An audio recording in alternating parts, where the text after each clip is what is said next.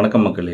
இந்த வருஷம் ஐபிஎல்ல வந்து நம்ம சிஎஸ்கே டீம் வந்து ரொம்ப வீக்கா ஆடிட்டுருக்காங்க. பட் என்னோட பாயிண்ட் ஆஃப் வியூலன்னா எங்கே வீக்கா ஆடுறாங்கன்னா, அந்த பிளேயிங் 11ல தான் அவங்க வீக்கா இருக்காங்களே தவிர, ஸ்குவாட்ல இருக்க 25 பேர்ல நல்ல ஒரு ஸ்ட்ராங்கான மேட்ச் வின்னர்ஸ் இருக்கிறாங்க. அந்த பிளேயிங் 11 மட்டும் இவங்க கொஞ்சம் கரெக்ட்டா எடுத்தாங்கன்னா கொஞ்சம் நல்லாயிருக்கும்னு எனக்கு ஒரு சின்ன ஒரு ஒப்பீனியன் இருக்குது. என்னென்னா, அந்த பிளேயிங் 11ல வந்து ஓப்பனிங் பேரில் வந்து ஓப்பனிங் பேட்ஸ்மேன் ராகுல் திரிபாதி சுத்தமாக ஃபார்மில் இல்லை. அண்டு 2 டவுன் வந்து சுத்தமாக ஆளே கிடையாது. 2 டவுன் ஸ்பாட்டே காலி.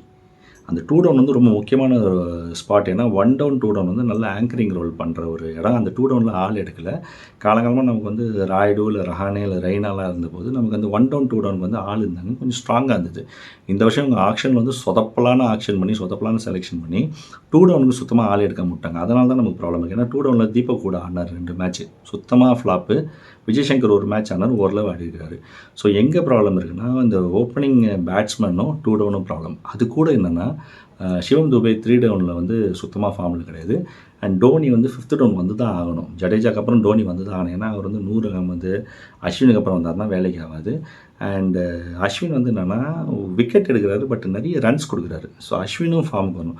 ஸோ இவ்வளோ இஷ்யூஸ் அண்ட் காம்ப்ளிகேஷன்ஸ் இருக்குது. ஆனால் இதெல்லாம் சரி பண்ண முடியாதுன்னு கிடையாது, கண்டிப்பாக சரி பண்ணலாம். என்னோட சின்ன சஜஷன் ஒரு பிளேயிங் 11 என்னவாக இருக்கலாம்னா, ராகுல் திரிபாதிக்கு பதிலாக வந்து நம்ம கான்வேயை கொண்டு வந்து ஓப்பனிங் வந்து ரச்சின் ரவீந்திராவும் கான்வேயும் வந்து அண்டு 1 டவுன் வந்து ருத்ராஜ் கைக்வாட் வந்துட்டு 2 டவுனில் வந்து என்னென்னா இருக்கிற 25 பேரில் பெஸ்ட்டாக யாரை கொண்டு வரலாம்னா நம்ம விஜய் சங்கர் இல்லை ஸ்ரேயஸ் கோபாலை கொண்டு வரலாம். ஏன்னா 2 பேருமே ஆல்ரவுண்டர்ஸ், நல்ல ஒரு பேட்டிங் அண்ட் பவுலிங் ஆப்ஷன் இருக்குது. அதுக்கப்புறம் சிவம் துபே வரணும், அவர் கண்டிப்பாக ஃபார்முக்கு வந்தாகணும். அப்புறம் ஜடேஜா, டோனி வந்துட்டு அப்புறம் அஸ்வின், நூர் அகமது, கலீல் அகமது, பத்திரானா வந்தாங்கன்னா இந்த பிளேயிங் 11 இருந்ததுன்னா நல்லாயிருக்கும்னு தோணுது.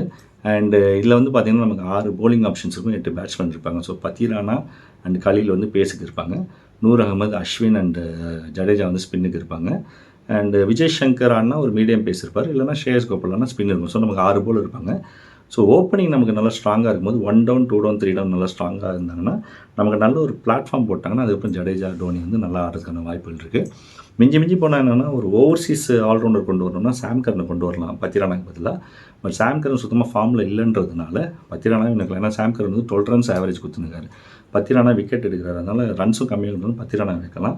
அண்ட் கலீல் அகமது நல்லா மேட்ச் விக்கெட் எடுக்கிறதுனால அவர் நம்ம ரீப்ளேஸ் பண்ணணும்னு அவசியம் இல்லை. ஏன்னா குர்ஜப்னீத் சிங்கை கொண்டு வரலாம்னு சொல்லி சில பேர் சொல்கிறாங்க. பட் அது வந்து கலீல் அகமது ஸ்பேஸை தான் அவர் ஃபில் பண்ண முடியும். அண்ட் கலீல் அகமது நல்லா ஆடுறதுனால அவர் ரீப்ளேஸ் பண்ணணும்னு அவசியம் கிடையாது. அண்டு அன்ஷுல் கம்போஜை வந்து நம்ம 2 டவுனுக்கு கொண்டு வந்து பார்க்கலாம். ஒரு 2-3 மேட்சஸ் அவர் சான்ஸ் கொடுத்தா அவர் நல்லா பெர்ஃபார்ம் பண்ணாங்கன்னா அவரே கண்டினியூ பண்ணலாம்.